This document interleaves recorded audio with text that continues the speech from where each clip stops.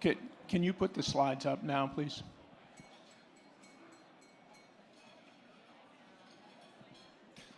Okay. Um, we put this small tribute together. There's a lot of people in this room, I think, who could say a lot about Paul. And I, I just want to point out, we had about 20 minutes today. We wanted to show you some pictures from his life, both as a scientist and you know, as a family man. So we pulled together a bunch of stuff that's going to be kind of floating by as we're talking today. I'm going to start. I'm John Adgate. I'm one of Paul's former students. Jim Zhang is to my left, and Cliff Wiesel is going to finish up. So we really wanted to celebrate Paul's life in ways, you know, and we wanted to share some memories about what he meant to us, for those of us who knew him well. And we wanted to share a little bit about, some of you probably didn't know him very well, and I thought I'd sort of lay out some of the things that what he meant to those of us who knew him well. As you can see, you know, in front of us here, there's a series of photos that show various points in his life. The one that's up right now, actually, George Thurston sent to me. It's Paul standing in front of a trailer in about 1980 or so on the phone. If you go to the paullioy.com, there's a series of some of these photos and quotes from people.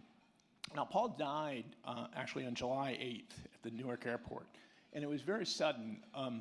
After he was coming back from a meeting in Washington, and Jim was actually one of the last people, I think, to spend time with him. He was his usual sort of vital self right up to the very end. So many of you knew Paul, I think, from these meetings. Those of you who didn't know him, he was a person who was very true to his family and his New Jersey roots. I'm wearing a black shirt today because that was one of Paul's common fashion statements. I didn't have a bright enough tie in my collection to go the number of Lioy watts that went with the typical tie, but I did my best. He was really fond of what I would call loud ties, and he got especially animated. When he got that way, he would literally get up right in your face and talk to you and try to get your attention. It was always sort of amusing to me when he did that, and we did it several times over the course of our careers, because I was always a little bit on a downslope to him, but he did not let that hinder his arguing with me or his trying to make the point that he was trying to make. He had this real sort of fill up a room presence. I mean, anywhere you went with Paul, you knew he was there in the room arguing for exposure science. And it's his sort of single-minded persistence and passion for the science, for science in general and exposure science in particular, I think that really set him apart. And the fact that there's more than 500 of us in this room today is really a testament to his passion. So I was a graduate student and then a postdoc working for Paul into the mid-90s. And for at least 10 years after that, every time I would see him, he would say to me, "I miss you.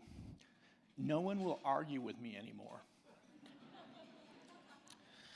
Now, those of us who knew Paul know that this is quite a bit of a hyperbole, because I'm certain that Paul never stopped arguing for things that he believed in and was adept at finding folks to argue with. Like his passion for baseball and tennis, it was a sport he loved, and he was very good at it, and it was essential to his essence, in my view. He argued passionately about things he believed in and that he loved. This passion was at the core of what he was as a scientist and a person, in my view. It was a source of his deep commitment and caring for his family, his students, and his colleagues. What he was saying, to me at least, was that he wanted and expected for all of us to take on his passions and be animated by the things that animated him. So the most fitting tribute I can think of for Paul would be for all of us to take up his passion for exposure science and transmit it to others. Our ongoing commitment to arguing for its importance is a legacy I intend to honor Paul with, and I invite you to do the same. Thanks for listening.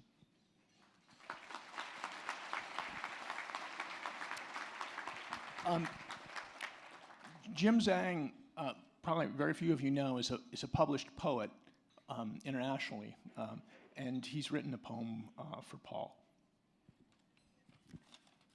Thank you. So I wrote this poem to Paul Lioy, a public health warrior. Quietly you left, against the nature of you being never quiet. Your heart must be too heavy to bid goodbye to this world. Contaminated water as still as mercury, smoggy air as thick as chocolate milk, chromium-laden soils running off orange juice. Oh, the dust falling off the evil sky of that horrible day, pierced your heart as you immediately acted to fight. Exposure science is your sword. Fearing for nothing, you have won numerous fights, making the world a better place. Quietly you left. A warrior would want to die in the battlefield.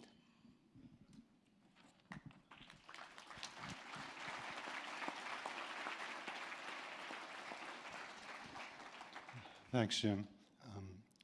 So Paul Lioy, to quote Maddie Jonathan, was definitely not one in a dozen, but a unique character whose memory will live in at many different levels and formats. And that's just one of the many quotes we had describe Paul in his essence.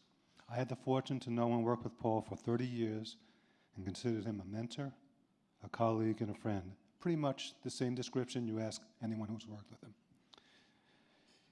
Over the years, I've observed many of his fine qualities, some of which I tried to emulate. He was a first-class educator, a fine scientist with a great deal of insight into the essence of a problem, explaining the keys of those problems in clarity, and then finding a solution. He was also a born leader. You've heard from 2 of his 27 doctoral students he's directed. He not only was the primary mentor, though, for some of the best of the exposure science doctoral and postdoctoral students we had, but also taught large lecture classes in beginning undergraduates in environmental sciences, and then recently started a journal club for just about all our students. His teaching evaluations were always stellar, and he engaged the audience no matter what level they were at. He expected quality from his undergraduate students and showed them respect, and they could feel it and responded to it. The graduate students in that journal club told him, no, we're not going to have it once just in the fall. We want this every semester because we're learning too much. And they came back even when they weren't required to. As my colleague, he and I discussed many approaches to educating students and helping them reach their full potential. And Paul would not accept anything less than the full potential. And this, he would drive them pretty much as hard as he worked, and his efforts were well beyond any of the average highly successful academics you can find. This, as you can imagine, sort of led to some muttering among the students as about what they should be doing.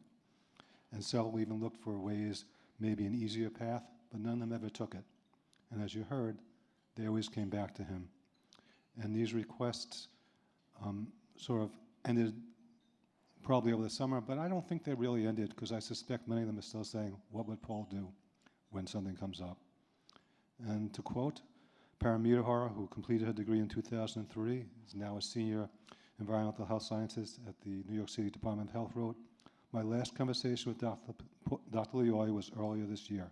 And she says Dr. Lioy. Everyone knew him as Paul, though. Shortly after one of my manuscripts got rejected from publication. It's been 12 plus years since I was a student, but I continue to keep him posted on publications as he was always overjoyed to hear such news. It was a brief phone call filled with the energy he always exuded, and he encouraged me to try elsewhere. The manuscript is now under review elsewhere, and it saddens me that I'll never be able to share such news with him again. Paul's leadership was expressed in many ways. He was happy about having someone else take over a project or an idea that he initiated if that individual could be successful. And that's the mark of a leader. And I'll give you an example. Some people know that I've done work on drinking water and disinfectant byproducts for the last couple of decades. I've made some contributions, Really, that project, though, was started with Paul and one of the students, Wang Kung Zhou, before I arrived in Rutgers.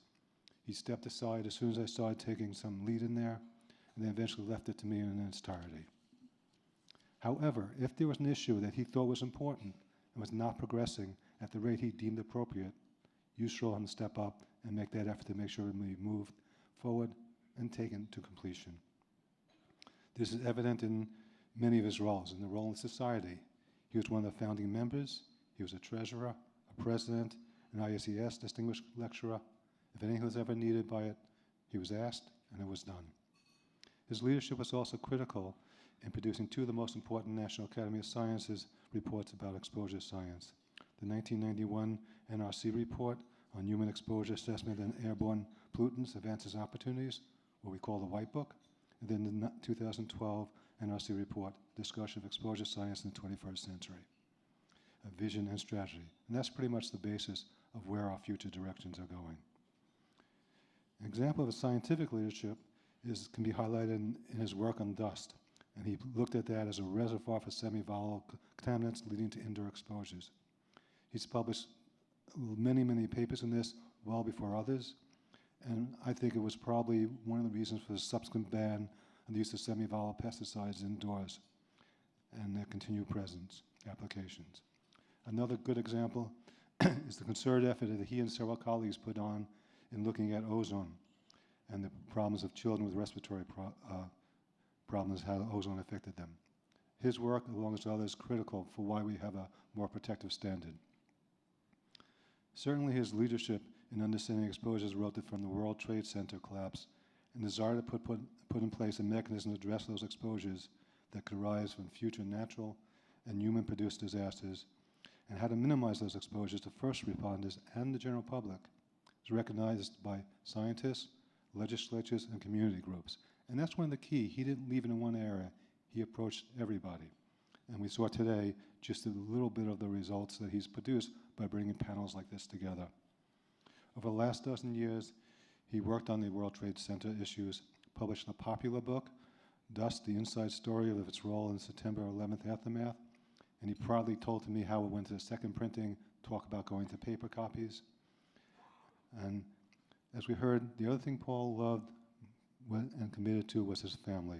His wife Jean, his son Jason and his wife, and especially his two grandchildren, Alexander and Samuel, whose pictures graced his office. He was a sports enthusiast.